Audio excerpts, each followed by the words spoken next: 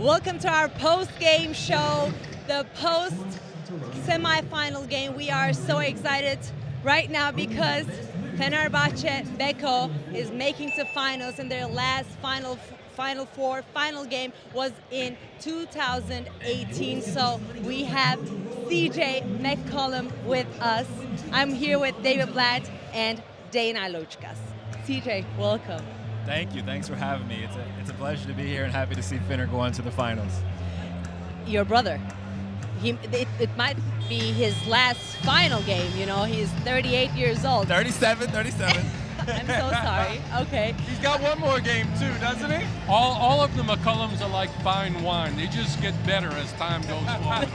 So don't put him to bed yet. He's got 2 good years left in him before I think he calls it quits. There you go. That's a little news break right there, isn't it? Right we got 2 more years. So if somebody wants to give him a 2-year deal, he'll take it. Okay, so I think the message is sent to all the sources. But Dane, I'm sure you have a question to CJ since we watched Eric tonight. CJ, we were just talking earlier, and I mean, the Kings go down. They come into this game, but really it was the first punch that set the tone from Fenerbahce, and then they kept hold the rest of the way. Yeah, they were great throughout this entire night. Obviously, this is the type of atmosphere where you have to get a big lead, 2-possession, 3-possession game. Kendrick Nunn, Chetty, those guys can really score the ball. I think Grant scored a lot tonight as well, but I like the way they played as a team. They shared the ball, and I think obviously Eric played really well down the stretch. Third quarter was huge, but I think Devin Hall was great for him all night. He hit big shots, he defended at a high level, and really impacted the game early and late.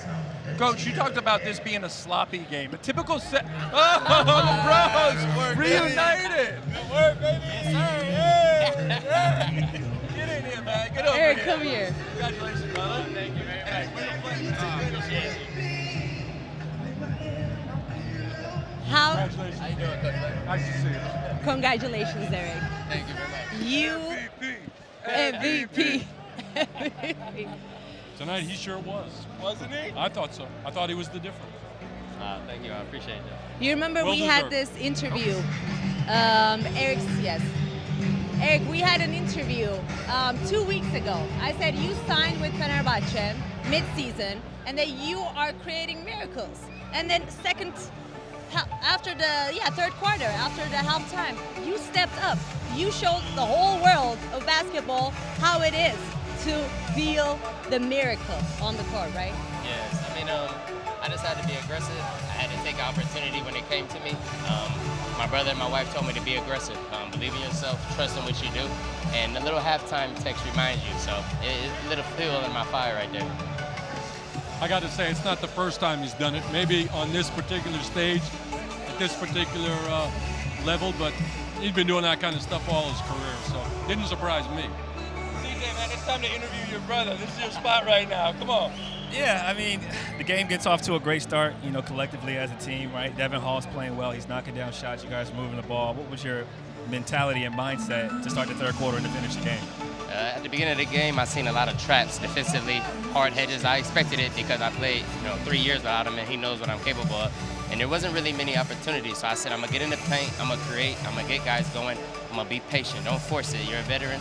You don't have to be thirsty. And then in the second half, I said, okay, now I opened up the defense. I showed I can pass. I think now there's going to be opportunities for me, especially with Tarvin Berovic hitting threes from outside, Devin Hall. I knew there would be a moment for me as well. Late shot clock. It's winding down. You're in the backyard. 3, 2, 1. I'm so glad you went to the sidestep and didn't take the tough 2. Thank you for shooting 3. What was your thought process as you step back to the right instead of left? People don't know. He got a step back left, but he also has a step back right.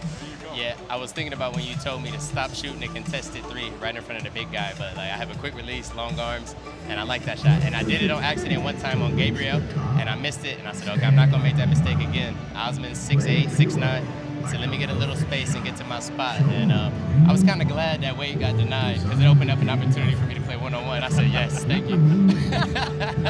I was asking CJ, I was like, who taught who that move? Oh, man. You said you taught him. Oh, I used to wake him up when we were kids and make him get outside and work out. I'd wake him up. He's spending out at his friend's house. I would drive over there, ride my bike over there, and I'd be like, it's time to get up to go work out. All our life, we had a goal, we had a dream, and we wanted to be able to take care of our family. And through the the grace of God, basketball allowed us to be able to do that. Eric, for Sunday, let's say someone is telling you, Eric, you're gonna steal one talent of your brother on the court for 40 minutes against or Olympiacos or Monaco. Which talent that you would steal from CJ McCullum? I'm gonna say his ability to create space out anywhere. He can be in a phone booth. He's gonna get to where he gotta go. He can get left, he can get right. He can shoot step backs, he can shoot the ISO. Like his ability to create anything, I would take that. It wouldn't hurt to be 6'4" instead of 6'2", but. All right, I think it's fair enough. You got to remember that's a lot of talent to take from. So you can't really go wrong when he chooses from this guy. Eric, thank you so much. You have some interviews to do, so you can leave, but CJ, you can stay if you like our living room here. Okay. I have nothing else to do. The job is done for the day.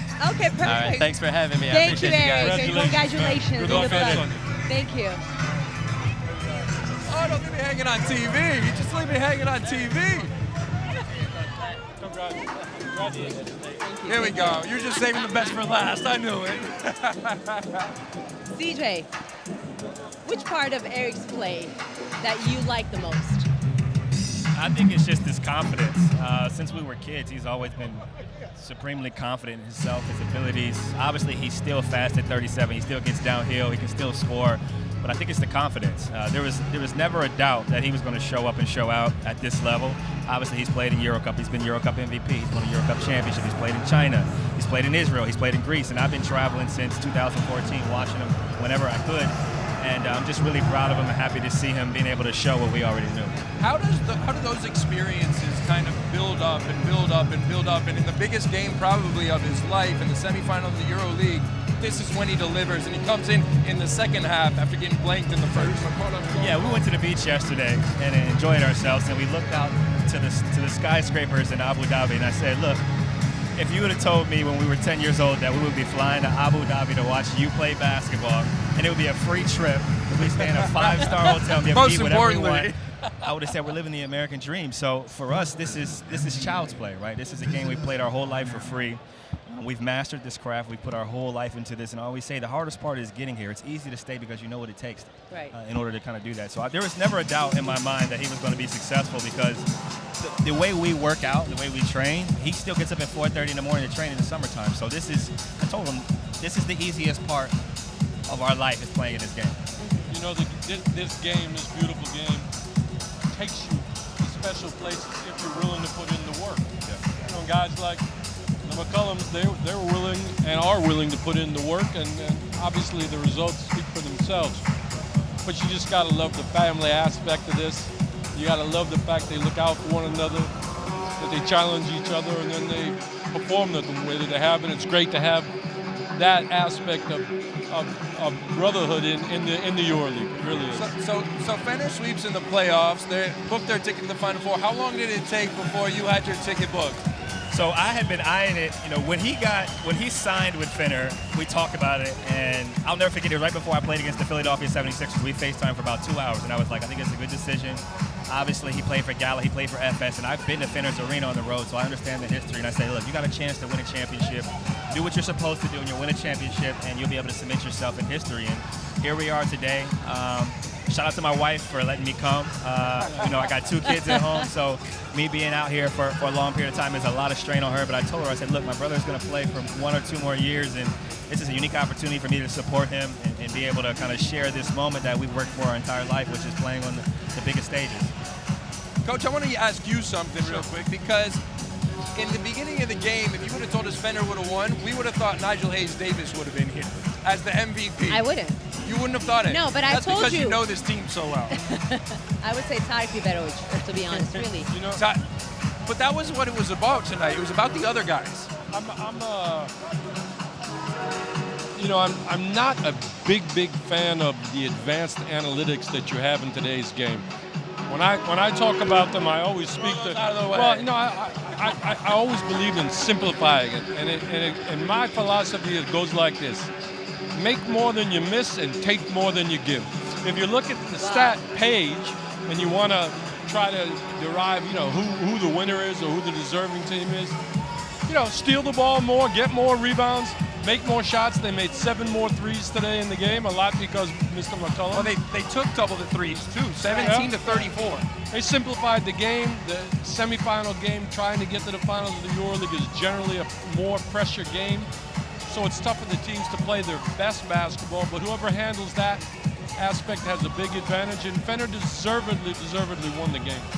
And when we look at the turnover percentage and then, of course, the assist percentage, I'm asking this first to CJ and then after to you, Coach. Assists make this league very special. The percentage of assists, that how they share the ball and how they cannot lose the ball is very important at the end. So if we make this comparison between U.S. basketball and the EuroLeague, what are the main differences? I'd say spacing is completely different here. Obviously, this game is fast-paced in the States. I'd say there's more physicality in Europe in terms of them letting you play, especially on the road. Obviously, once the playoff starts in the NBA, it's a different game. But I'd say spacing, pace, and then the skill level and the skill set of the 4s and 5s in Europe. They all can shoot, they all can dribble, they all can pass, they all make great plays. I think that's the difference. Devin Hall is with us. Devin, welcome, congratulations. People were calling X Factor. No, he's a factor of this game and the win. So you're going to final right now. And how do you evaluate tonight's game? No, obviously it's a very good team, reigning champion. So we wanted to come out and be aggressive on both ends of the floor. So I think we did a good job of that and trusting guys down the stretch. What'd you have? You had 8 points in the first quarter, I think. Was that something that you kind of knew when it was game planning for, or did that just come to you and you took your shots as they came? I think you just got to feel the game, being aggressive on each pick and roll, and staying with it. Obviously, when some shots go in, you feel better about yourself, and you have more confidence with getting started early. So just being aggressive. Coach, as a legendary coach, what would you like to ask Devin Hall from your side? When can I sign him to my next team? I appreciate that, Coach. And that McCullum guy, too. Okay. And CJ... You know what? Both brothers. Both brothers. Oh, okay. So you picked 3. CJ, Eric McCullum, Devin Hall. That's an expensive roster. Easier said than done. Okay. Devin, man, in the fourth quarter, where Kendrick goes out, gets that 5th foul, and it seemed like things were kind of in control a little bit, but then things started to slip. How'd you guys keep your cool? I think it's a game of runs, and that's a very good team, like I said. And they have championship, experience and mentality. They've been down in won games like that. So we just got to be able to relax and try to make plays out of stretch, like I said. We trust the guys. I need these stats again because I threw them away earlier, but I need them now.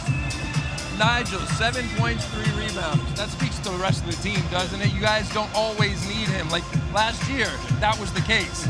This year, it ain't the case. No, I think it speaks to the depth of the roster. And then, like I said, trusting guys. You got to be able to, like Eric, coming in the third, and we don't ask Eric to be anybody but himself. He scored a ball. Yeah, and then, of course, he found all the shots over Kendrick Nunn. So, CJ, what do you think about his performance, Devin Hall, overall? He was huge on defense, but now we're seeing offensive side and miracles from Devin Hall. I like the aggressiveness. I think early on he set the tone. He hit a big 3 to start. He got the transition layup, slow spin with the left hand, and then he hit a big 3 down the stretch. It was like the fourth quarter, late shot clock, tween cross going right, pull up, bang. Those are big shots that the team needs down the stretch of games, especially when they're going to be aggressive in pick and rolls. They're going to hedge. They're going to try to get the ball out their hands, and obviously that was a nice finish there. And then he took the charge on Kendrick, but he was great defensively all night, and I think those are the types of winning plays you have to make to win championships. We all remember the big 3, but defensively he was also key.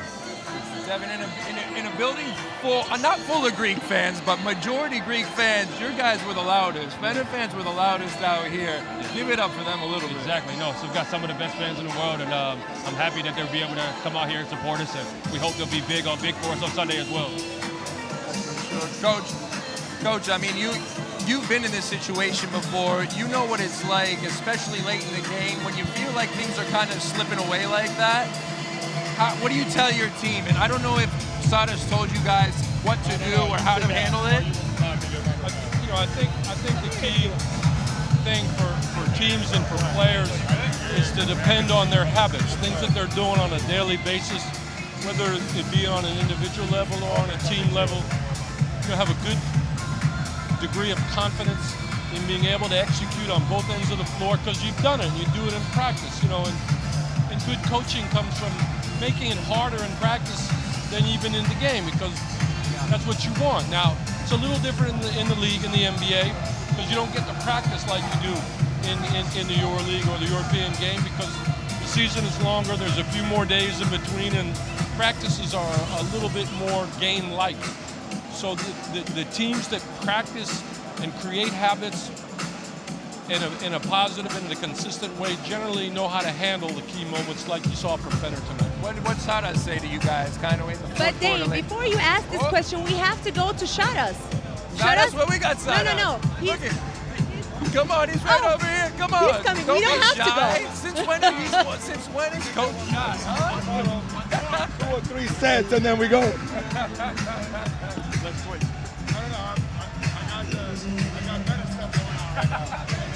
Oh, baby, we just got a little, we just took a swipe from Sada. I thought we had to go there. Get out of here, man. Go celebrate. I appreciate it.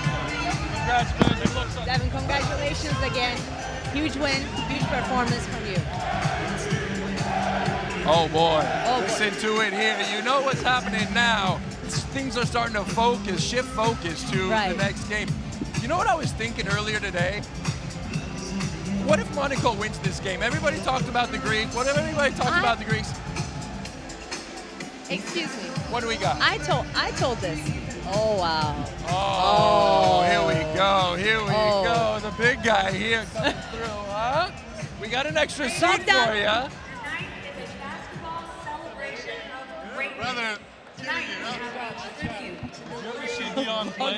it's controlled chaos around here. Did you ever see him play when he was a big star in Europe? Bogey? Yeah, I came and watched him play against my brother.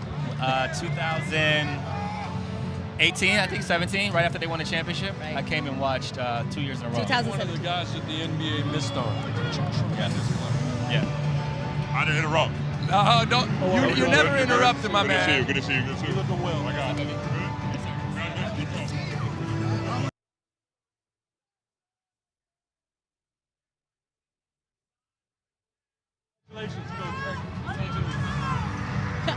Guys, I told you before, earlier, it's like our living room. Yes, everybody passes by, it's like family, and your uncle comes, and the other brother comes, and the eldest one.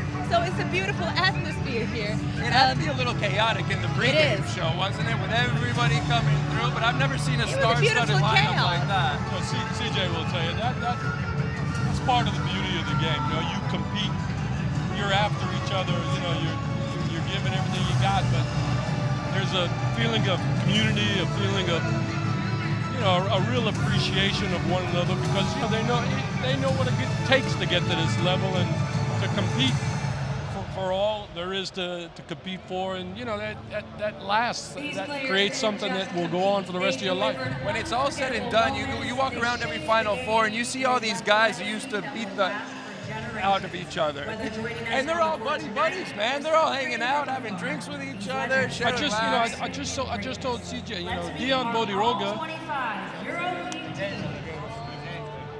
Take my seat. I never expected me. Hey, come on, man. Come on. No, take you a seat gotta right here. take my seat. Take a seat right here. Here.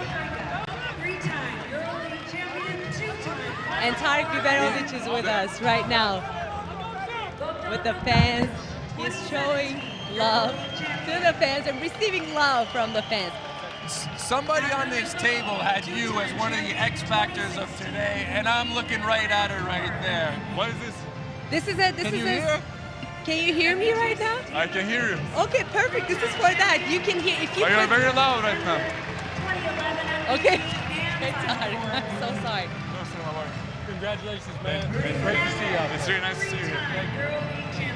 Dave, me and my friend Vasiliki, who thought Panathinaikos would be on the finals, we did this interview with you. You remember, Tarek? And I was telling that Fenerbahce will win, and you said, of course, you know, I picked Fenerbahce, and then you picked Monaco also from the other side. He picked the same teams that I picked, Coach. I thought you were going to say I picked the same teams as Coach Big, so I was going to say you see basketball IQ. You know, it's great to see. It's great to see this young man succeed in the way that he succeeded because, you know, he started so young at the EuroLeague level, and you know, he worked his way up. Even though, again, he's still I don't want to say kid because he plays like a man, but he's still very young in the game. But he didn't start at the top. You know, now he is because of the way he works, because of the effort that he gives and the dedication he has for the game. Sky's the limit for this young man. Thank you, Coach. Thank you. Coach, you talk about growth, but what was the difference really kind of for you, obviously, and for the team from last year's Final Four against the same team to this year? Exactly, like from the last season, if we go back to season, they opened surprisingly a little aggressive the game. They were 12-0 in the first quarter. We were really surprised by the way they played, and there's a lot of, how can I say, like anger in you because you didn't open the way you're supposed to be.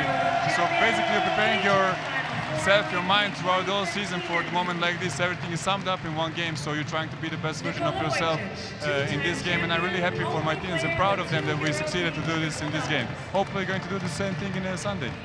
I have a question to CJ, because I know, again, Tarek will never answer this. CJ, you think this gentleman right here next to you should stay in EuroLeague? Oh, that's tough. I think there's a lot that goes into coming to the States. You know, obviously, physically he's ready, his game is ready, but you know, comfort matters, right? You got to be comfortable.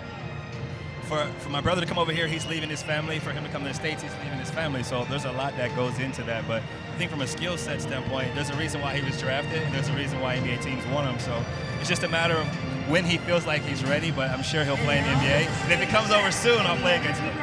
Oh, but I didn't hear the last sentence. He said, can I say said no? if it comes over soon, then I'll get to play against him. And then he added this, also he should stay in Fenerbahce for the next season. Whatever makes him You're happy. adding something you didn't say. This is very wrong.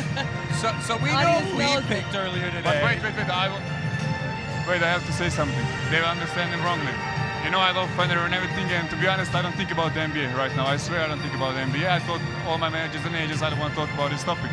This is the main goal, and everything we work for is going to sum it up in 4 days. I don't want any distraction, to be honest, right now. We're going to talk about this after. Of course, that's why I didn't ask you that question, and I asked to CJ. Very political. Please do it for the coach. I know he shouted at you. Nice to see you. Thank you for coming. My pleasure. Thank you for having me. Thank you. And lastly, before we close it, predictions. Let's start with you, Dave. Well, we already know yours, right? Olympiacos you already Monaco dropped game. that on the EuroLeague in French. I said, and they attacked me. All the Greek fans attacked me. Oh, okay. It's okay. Attacking is healthy sometimes. You know my predictions, Monaco. Monaco. I think that we talked about it before this game. We talked about the key players and you know who are the difference makers. If there's one guy that's the player that can possibly take over a game, of course, is Mike James from Monaco. Although Olympiacos is the favorite, and I see them as winning the game, but you know, with Mike, you never know. He's going to play. Right. He's going to play right, but he's going to play without a whole lot of conscience, and he can suddenly have a huge game like we've seen from C.J. McCullum in the past, and you know, just take over the game. So it'll be interesting. CJ, your take. I play with Daniel Tice, so I'm biased here, but I think Olympiacos has a better team. I think Monaco has the better player. So if the player gets it going tonight, the player wins. Everybody giving political answer. What's going on? I didn't give political answer. I think Olympiacos wins it tonight, but I think it's going to be a really good game. Oh, nonsense. Listen, I think we got the whole party in here, man. I came to crash the party. You're just in time for the predictions. There he is. There he is. We missed you. All right. I'm going to celebrate with my brother. I had to go. He said something. CJ said something. What's up, brother? I I just want to say honestly what's up. think we were talking about it Oh, earlier, yeah. and Monaco's coming in here with It's a big such honor. Monaco's coming in here and nobody's talking about him, and I think that's kind of not just in the back of their mind. That's right here. And they're going to come out looking to swing from the start. But I don't think it's going to be enough. I think Olympiacos, front to back, too talented, down the bench, starting five. You know, both of these teams that we're going to see are great defensive teams. Look at that. Is that Mike beautiful Matisse? right Yeah, there. it is, man. Is that the gift? One of the great ones. That's right. One of the great ones. truly one of the great ones. So both of these teams have the capability to shut another team down. That's why you want to see if there's somebody that can suddenly take over the game, like a James, and maybe make a difference. But Olympiacos, I agree with CJ. My prediction was right. That's what Mike Batiste is telling me, so I'm super honored. But Absolutely. And you know what? We're going to let you go, my man. You stayed with us way long enough. Exactly. Thank you. Congratulations on the win. Coach, nice to see you. I'm right behind you. I got to give a celebration. We are on the final. Absolute madness right here, man. Thanks for the final. Congratulations. Thank you so much. Big time game, man. So many things are happening right now, right here. But we have more to come after Olympiacos and Monaco game. So stay tuned. And this is an amazing ball that Mike Batiste just hit. Okay. See you after the game for our post-game show. We're waiting for you guys.